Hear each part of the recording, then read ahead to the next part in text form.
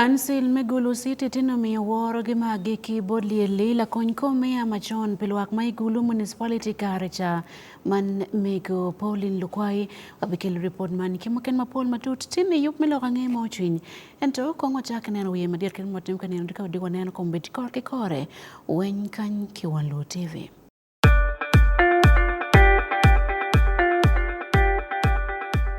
At least the one thing for now we can all agree on is the soap to use. He likes that it's big and lasts long. Anti-economy. I like that it keeps my skin smooth. Ate alina echovu. And the children like that. It smells amazing. Everyone is happy. Movit soap comes in 4 fantastic flavors. Movit family soap is truly soap for the whole family. Movit. All day confidence.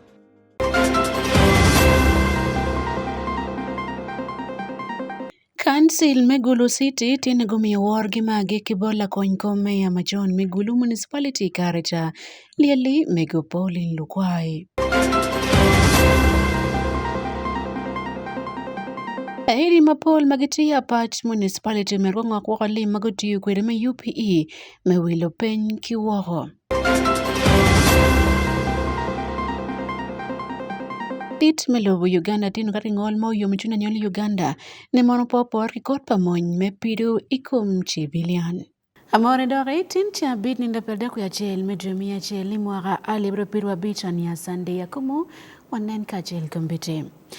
Council megulu city tini yomi wargi mage kibolili la konykome ya machon mono football team municipality man mego Pauline Lukwayi imok pa council mo katikwere nyurni mono kipibetit mameke gulu city council bayabo gudi manyen kinying mego Lukwayi kabene ke yubu kono ot borpelotino gangkwan man ke bya kinying en kibene keto chale ikyo ot madit man megulu city council memine woro pibetit mameke en kono ichia beach kono tum kono berike daoto ni ndabiro medremi achel imwagani eni wanen kong report man matut kibot jonesani uchagachon eno beruti kachoke me cancel mano time tintia beach iyotiko.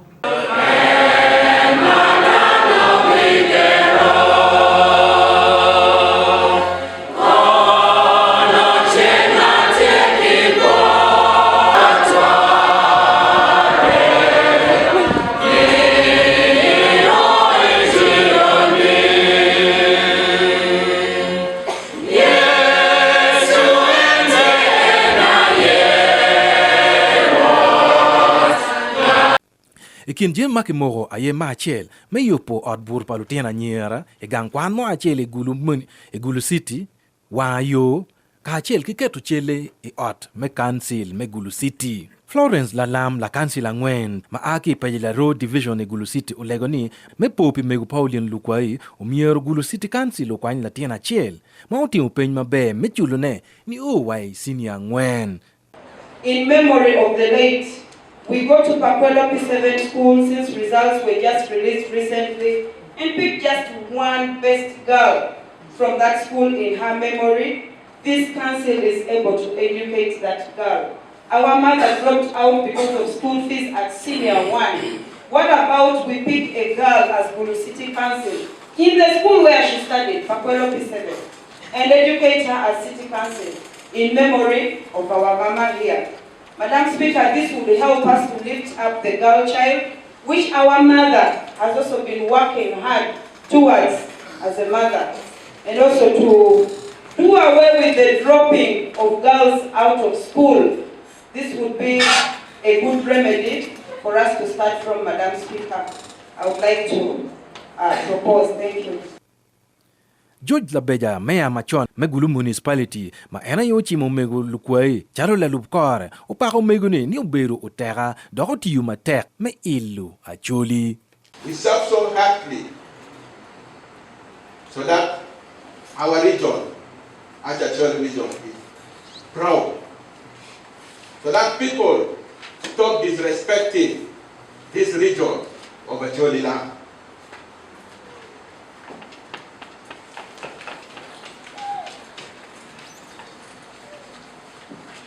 Madam Speaker, Honorable Pauline Lukwayi, she is a woman She listened. Pauline has gone. She has left us. But it is only our body which is going to be not with us. Our spirit, it is going to be with us. Look Damasco amone ngat mau lok me kawang lo od wajuni gi ye mok duchu makikati kwede. We welcome all the proposals and recommendations that has been made in the deliberations. One of them, naming the street in the name of our mother, finding a special day to honor her annually, naming the school dormitory in her name, and having a portrait of her in the council for memory. We are very grateful for these difficult proposals.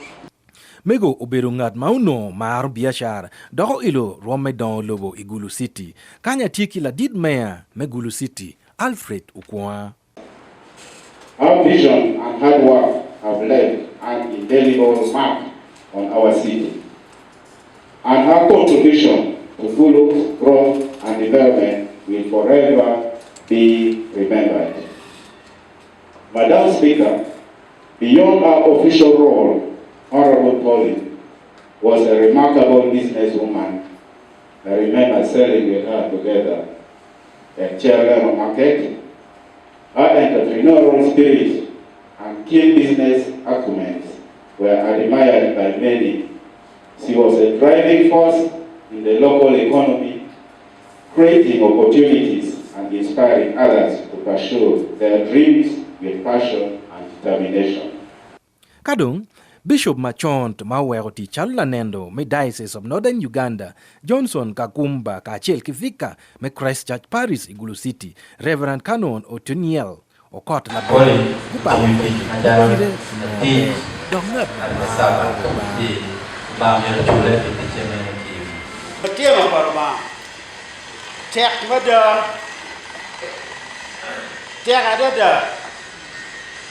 a politician in Uganda, a government official in Uganda, Maternal Pauline Lukwayi.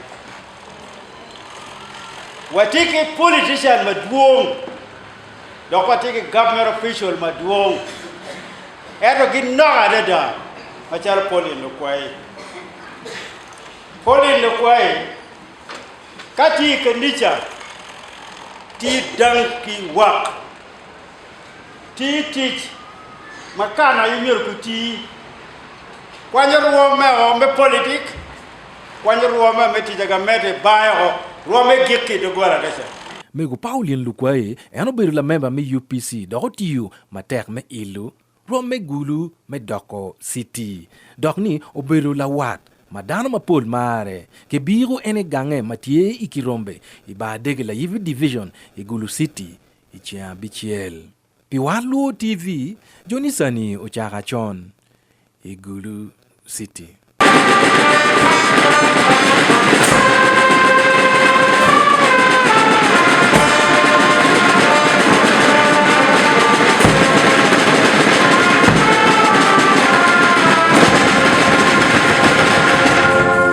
Loteno matino makaragen miya biro tuonero yeluge ya juli ken kabir maken mapol matiwa ya duki menyual jon pelotena nyera matino magepeke ker maken megwoko lutino manotiko gi lutino nyera mapol mago kenne kono gino gen gi ich mano futbi yago yope gitik lutino ko gena loko mpiet lutino te doro pego pi mocha morem lutino mandong tino ngotuonero watieke report kom gingo magibitim pe lutino magi wanen kibot Ismail Jacob Jones NTA Ibomagulu. Tadit Ambrose Honoria, Mati RCC, Megulu City, Uchiro Mater Tutane, Mir Don Kichak Mako, Magitika Tanyo Monata, Yunge Yachu Game. If you know that God has blessed you with that instrument of creating human beings and you misuse it, then I will support Matembe and say let this be cut off. Because the truth of the matter is that these women produce the children. How did they produce? They didn't buy it in the supermarket. They have a certain guy a guy calling himself a gentleman, whom I am now saying is a man, decided to lower his zip, and then he decided to create a human being. Now we are looking at the women, but where are these men? Where are the men? Because they are the real what? Culprits. You cannot just go and produce and you think you are just going to produce. Why? And then when we talk about having some people arrested, nobody should stop us from arresting these people. They must be arrested. You cannot keep on creating challenges for the whole country just because you think you have got 5 fingers or 2 which can just pull your zip down and you just go sleeping everywhere without a plan. La dit Honoria, karme lor kachoke, madun me Love One International, gengu yobo, igulu city, wajani peke ramo pedo, kaneno ka pero man, chika meta medam, ikarme kachoke man, nutera mukene, kidong nutit pagamente, magu bere kachoke man, magu ki diting me chuli, bene ku kate kineno gi, ngoma kitim, pijoko pero man. Disadvantages of the TPV, so that we can reduce.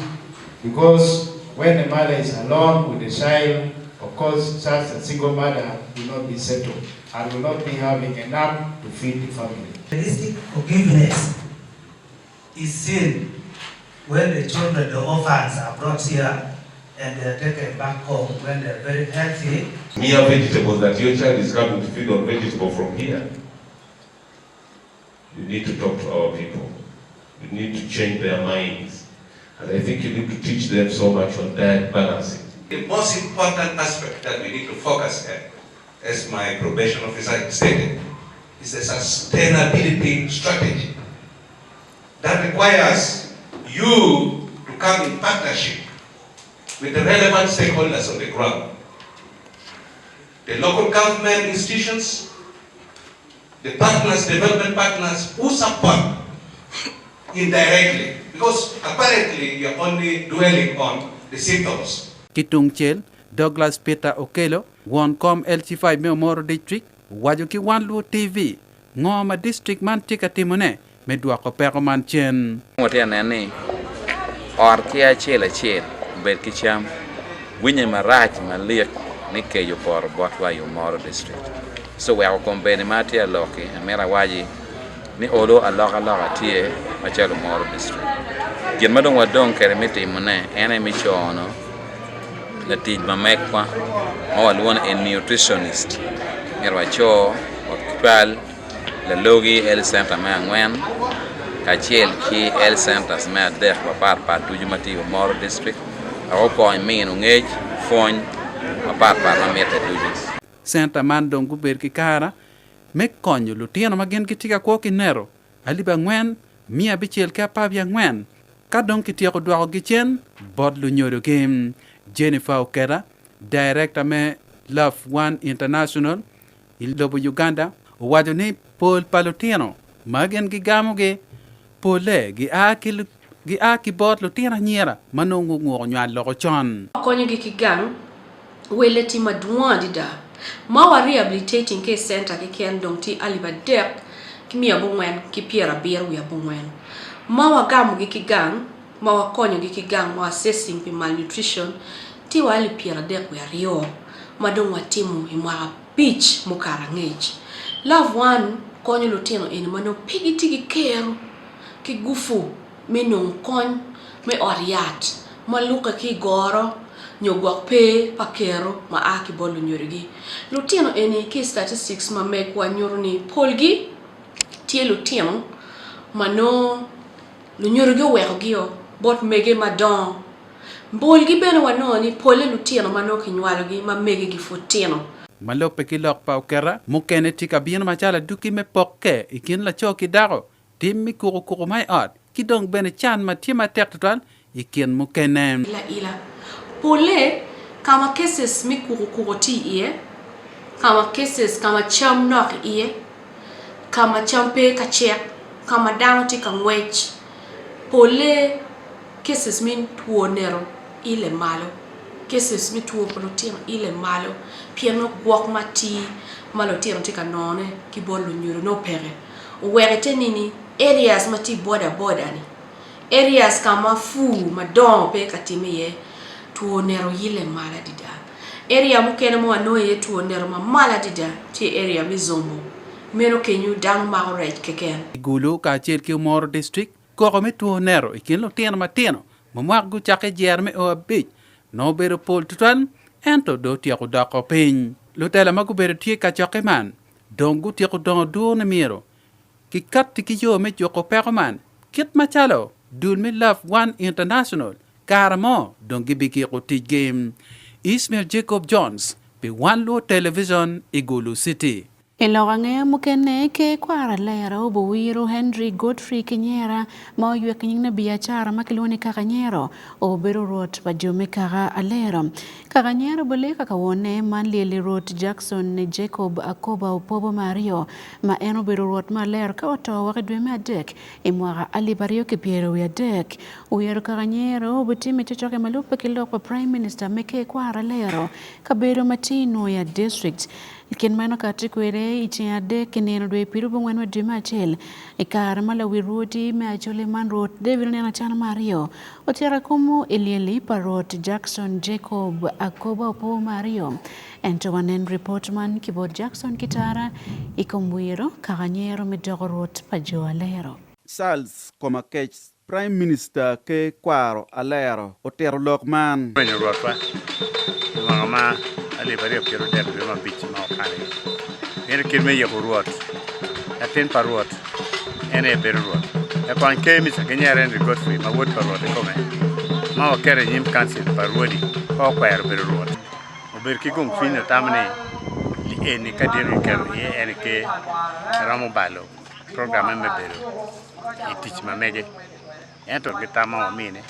onon eno ni parot ta interfere in business completely ubini council parwad na lero sio wale benni petiki mama hinda berote so it's ready berote and that is a matter of time so we now wait at one time pero ngano European pol yupe chui chie en bero nene tongwe etike ki kade moramo kar me kumune ruot David unena chana Mario oyabo opisi me ke kwaro alero opero yadi ka ingeye ukero atura iwiliel parwot Jackson Jacob Akoba Opobo Mario achana ofoyo ke kwaro alero meribo lwak man yoro kamaleng nike malero tie mupong dak tie muchung matek dak bitie katik kilwak kachien kidong Mario ene meye ne wek wano bien wanyong Williel parwot tutwale an tiene kar marwaro to kar makiyiko ana oro dano pieno kan kidwana ma choyo ping ma ngene kikwano wono winyo ti ikit ma chulit tamone olum yaro biena nyong bet kan manok ame waro na ma giki kon diri magana dong wa jole ruat mukene ma lero ma bile bakare dak pinya yombe ne yop maket eno ti ka waro nyim dak la kit lok mogata ta malara ni pere en otero tijgi chalo ruori bodlwak me acholi umero ngene ke kwara choli goro ruori dudi me acholi kara mano ka dong tio dia choli tutwan ono gien mawaro ke me kwere ene lok ma joko loin ripodano ke gwako te kwaro ti chobene mo kene ene menano nene don lobo beru tie ken lwa mamewa mawakonye eko gamente wakonye eko dulduju magikelo don lobo Sals atut la kansila me alero olego ke kwaro alero peme donyi tele matie ken ruori mukene ni ento guti kachiel kila wi ruori ruor David nena chana meribo lwak kin matiti me kin peng aler po donyi ye cha lego won ke mukene na ke mi bomo nam tikan yupe o pet ka chi atela wi ruori ka giro loka ere ye lokum kewa when any bureau can be a little of the Lara pay for the me for and kitty query be Mana logo ini wano tiki Jerusalem sale mo de bobo mo en bene otero kiet maruri me kaga buobo gitie katele kwede ilar lonyo malo dirro matie igamente tika kati kwede bodgi ko bere cha mana logo ni dongo kum ki mate kim ke me bobo pai bo ki bobo mana ma winyo bene pa ngeo mahamati prime minister ko jaga gina ma do ta kidum prime minister ma wa me ko ger mi ko nam wa ngene en video mo petika utika working pay ma amara ke yang wa ko kad wa winyo minister magezi Gerald Badi ki Jerusalem sale go wa gi no ngom polo bobo donc i mere jol ligro ki jol gi officer bobo eto lo bobo donc ti wa ge jepa we are 4 million marao mi amwan ki wiye meke mio maka wonu na social media otime no petit mabe uno ke me fu ko ti o ti yo pa wu to cha da eto ti ki kweto mabe ite kwara choli ka ruoru to wure madiet ki wiru ruot me leyo ka kare piman Henry Godfrey ki nyera mangene ki nying ni kaka nyero ki bi wir me bedo ruot alero pilok angea pi Wan Luo TV and Jackson kitara i alero Nuea district Gai kwan pa wekende magiti ya moro district ikuti mpen mabelo eman pen pa klasa bir me primary me mwaka mokati onyo PLE. Malupe kelok padul magadolo konfonye district man ni gai kwan pa wekende ti pasen pia deku ya chele me katu pen mabe mauti meni mwaka mokati dok kitika nene ki jing kero pa gai kwan magi ben kero pa lonyor ki gai kwan moken pagamente weka duki pen me mwaka mano ben mabelo me mwaka mokati man pen magire pa klasa biro onyo PLE. David Magere oberi ya Moro district and Kelly report mo yubo committee. Gai kwan pa wegine man private schools gutim mabe loyo duchu ya doki penme primary living examination nyo PLE pe magamo karoni man alibari gi piru ngwen lok makati kono ki bolo der magdo lok me kwani district man ki gan kalmadit pa miri kono nyurni amor tikin district muken magutim mabe ko malme Uganda kama gai kwan pa wigine gutim mabe makaro gai kwan pa governmente man kono genge wani tie adoki metich kikiri matek tutwal magai kwan pa wigine getemo makaro gai kwan pa governmente ma wego district man tika wot ma wieti malo tutwal adoki pen kono nyurni gai kwan pa governmente kono mio pasen makaro pia de kwa chel i pen meni mwagamo karo Emmanuel Opo Jaromo Matie la kony kol ngat madoro lok me kwane district meno nyo DO terni machalo gen district ige yom pikit magang kwan pa wegineti katemu kere makaro gang kwan pa gamente ya mira waji wan majara moro education department and entire district we are very happy because of St. Andrew foundations ikom lutero mago no first grade Pierre we are going Senat unadi Pierre we are there okay Pierre we are there kado Senat no Pierre we are there watiki schools ma go registering what you name private school ario the government schools Pierre bit Judicial Yo Pierre wa de ko kwa de ko Pierre wa bongwa no wadonga di Pierre big we have no wadonga Pierre big we have ka waje ko private school achi mo donge wono first grade mo kwanyo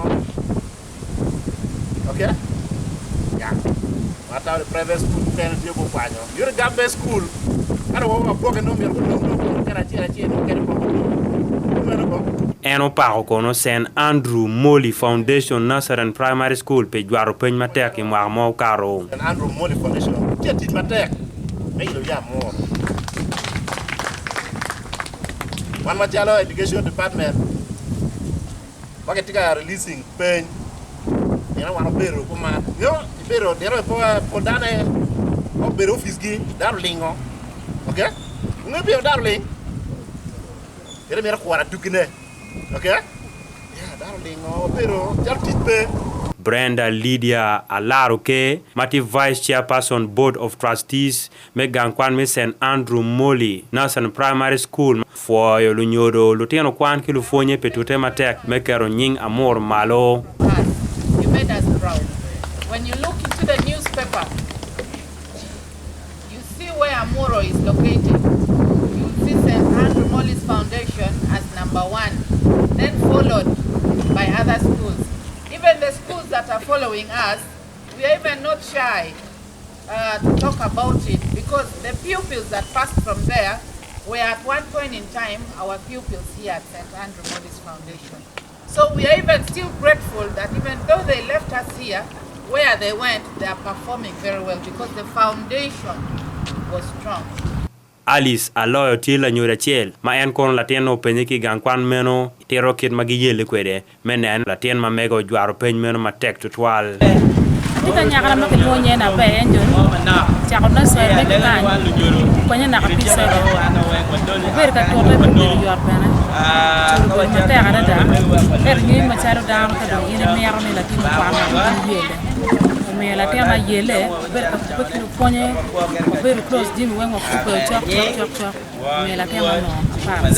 Statistics unyo aduoki peny ma New Vision Printing and Publishing Company Limited man gajete kwana maloyo Uganda yaro nyorni ya Amor District St. Andrew Mollis Foundation yo loyo kono no first grade piru dek ki second grade piru bere kumnution pier bich mago timu peny school mago luba ye Amor rech ki chere primary school ki agole primary school na mangwen la cho primary school na bitu kunge di primary Juba Road Primary School na Bero Twe Public Primary School ki amola muge primary school Tekibu Primary School ki abot primary school ikene school apa mo ken mago tim mabe ke district meno lorange Wan Luo TV David Magere ya Amor District.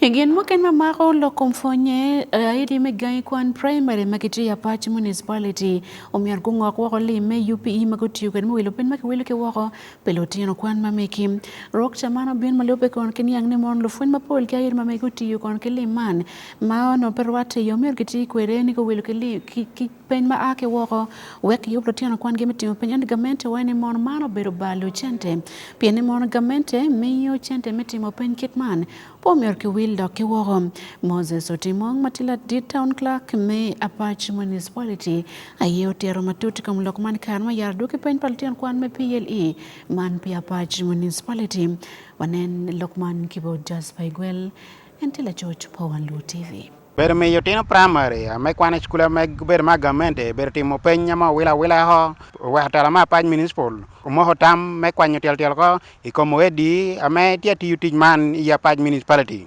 peny magi ame polo edi ber ke kare me wili ho e kata me yotino ame kwana skula mo ber magamente ber ke kare me tiyu kuno tawni manano kitamo setting ke peny magi me yotino ber ke kare menwongo jama polo mo yere ikor peny man iya penya duong Moje Otimong mo ber town clerk me Patch municipality ilokere ke Wan Luo television ichenga bitinini en konotir ni manano. Noted that these exams that are printed and set by people who are not whom you cannot know is responsible for derailing the focus of learners. So you remember the curriculum that we have is that what it's a competent based curriculum where learners are supposed to be taught to understand, comprehend, interpret, and then take decisions while answering exams. So that one you cannot entrust papers which are being produced pro what no. Kare meme yo adug me pen me pieli akwa kita ma skule ma ti Patch municipality berger kar me timo kere iwa mo timere iskat all Patch town clerk Otimong otirngo ame gendong wot berger kar me chako timo ikom wedi moga me teacher chen me UP ma welo pen yo. Inspector has talked about these funny exams that have been given out. I think we are going to find them in the municipality. Let's revamp a Patch municipality education board. Examination what? We must administer our own exams, which are focused, which are well set, monitored, and we are capable of giving feedback. So I want the MEO, who are going to get very serious on accountability of UPE. Where we find you buying these things, we shall tell you the money.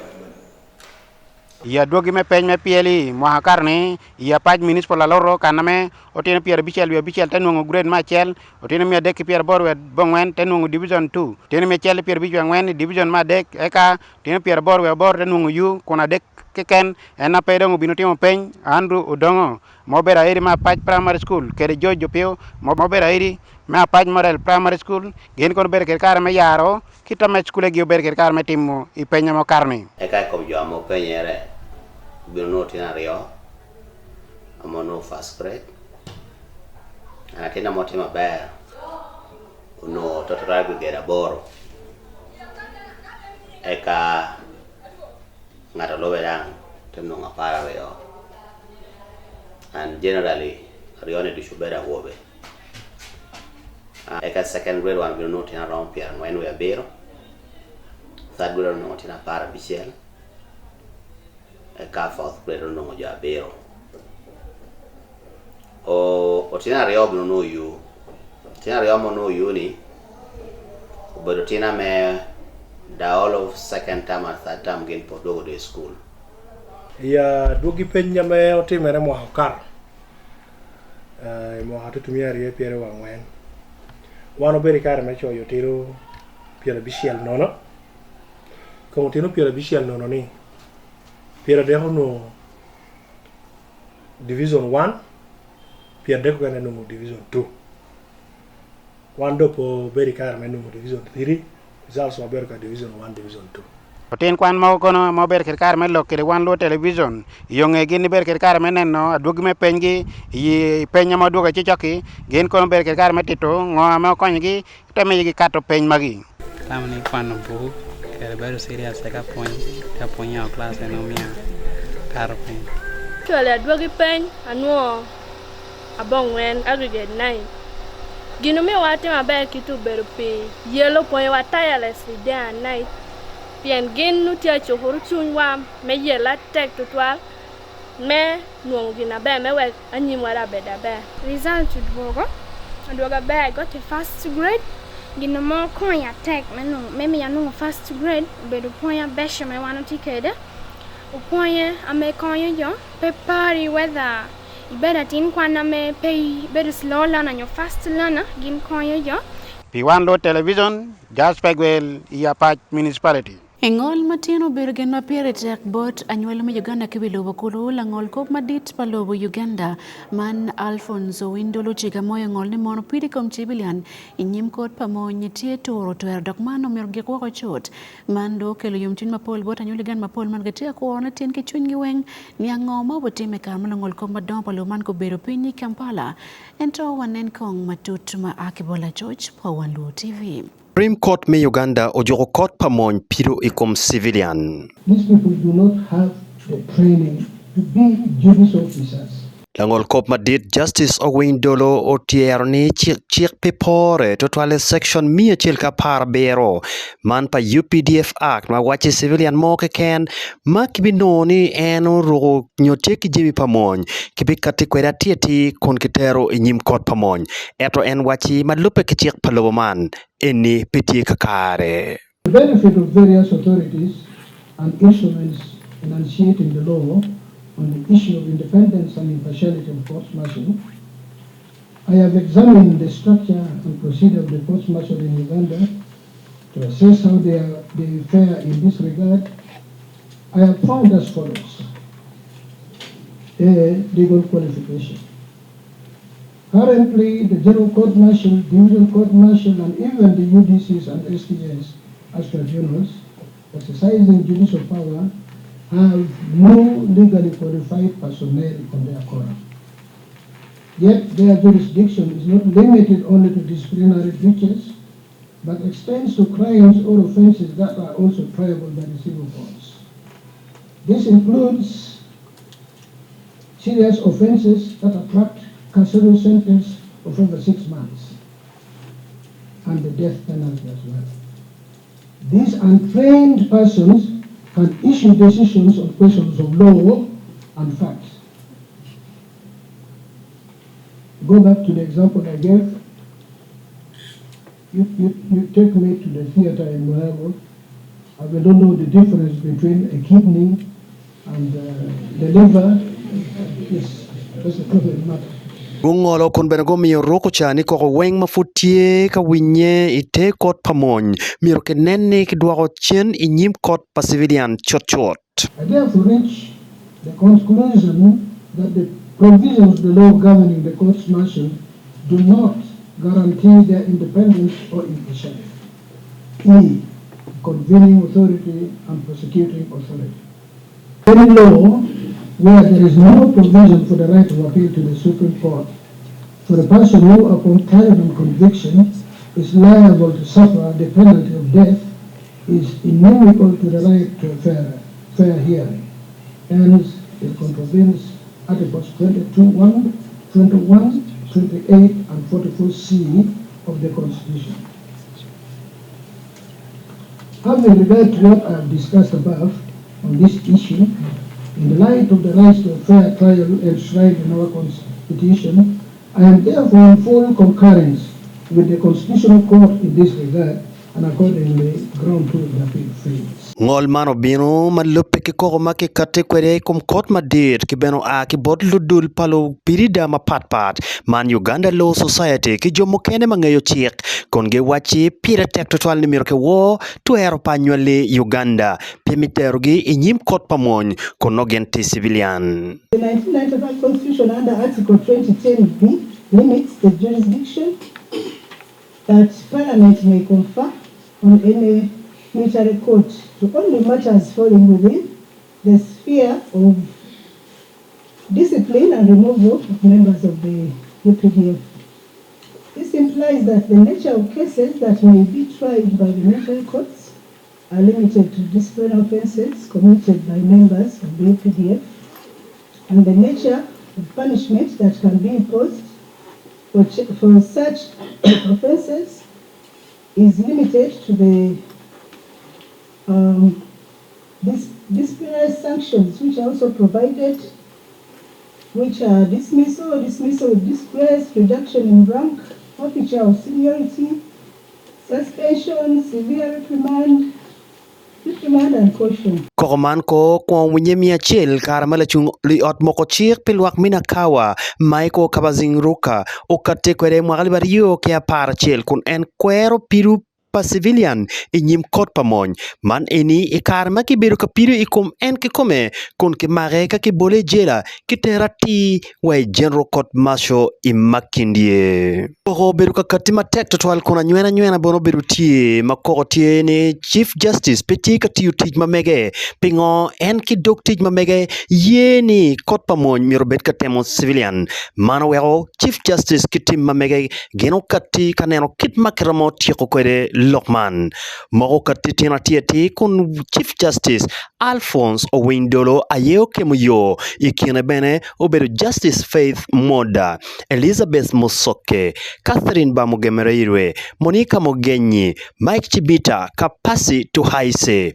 Itung bot gamente jomuchung kaneno kidma kramoti ko kare Lokman da obedo Obed George Kalema, Matia Senior Attorney General, kibene Geoffrey Madete, ikine State Attorney Man Brian Musota.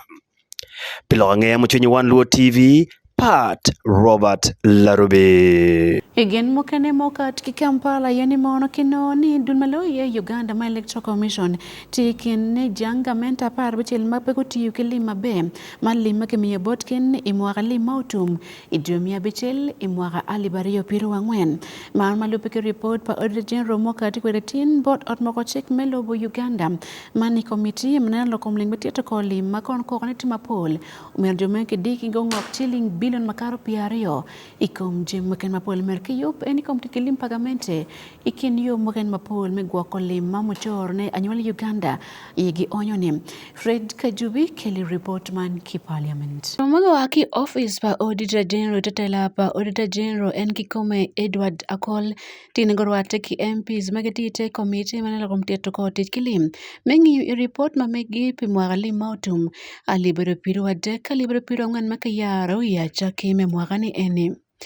Geno wacho bot MPs ni mono jangamenta par bichiel omiyo kingi igima be pinywate kilim palwa kikinetie ludire mapol ikinetie district abungwen kidong committee adek madong ikinetie electoral commission Uganda Road Fund kidong directorate me ethics and integrity mero kidong jemoken magamento kati kwa man president Yoweri Museveni ikom riemo chan kiluongi ni presidential initiative. MDS, we have the electoral commission, we have the Directorate of Ethics and Integrity, we have the Uganda Road Fund, and the Presidential Initiative on Banana. Elokma la kongo Auditor General James Bantu kwano genwaini mono parliament umiyone ni duoko chen limo duk mamiero ki kwet kibot jomagi karwo shilling billion $20 kolo. Again, we feel this is recoverable, and the individual reports you will be considering will be showing you those areas. Bantu beno tiyo ni mon gamento miro nene gitiyo mateke loko mweko doktich pi olo palo tich mokene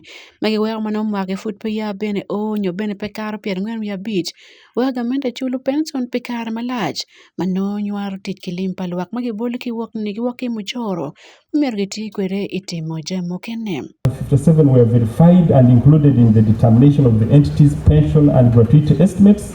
481 were not verified and there were no, and thus were not included. The others that would come through, and when you looked at the criteria that we set, they were not fulfilling the conditions that would make them to be genuine pensioners, and therefore we could not include them on the payroll. Mabat kimeno bene Auditor General waini mono medo mochar palofone science magitimo chochoki tikelo bene pero mateklo twal ikom gamente. Geno waini mono gora pakamente bene tiye lokom gamo limden kiwoko waini mono pi mwagario kiwie kul gamente obero kaneno ken medwoko limden kabeno gam limden madon mati balo yub mapol medolo gomiono kitim pilwak maitedero.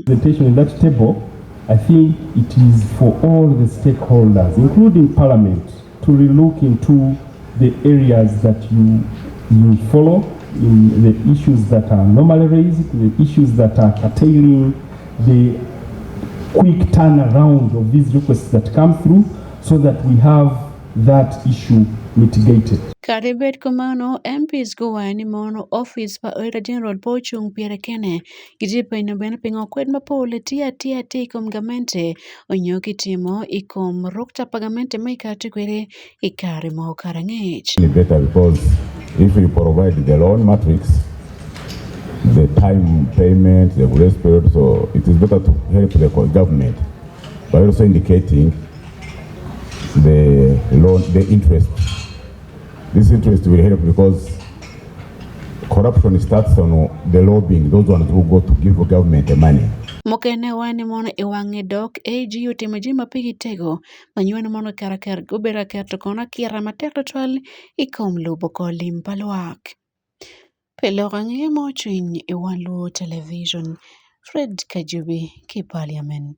Afoy tutual nano report kibot and Fred Kajubi kilo chot mo berke wantini yup melorange mochwiny ania sande Akumu oya gikipa yup manu makwa itabit manyen ki yup mokene melorange mochwiny pikombiti mente kineno Wan Luo TV tung chabiti obet.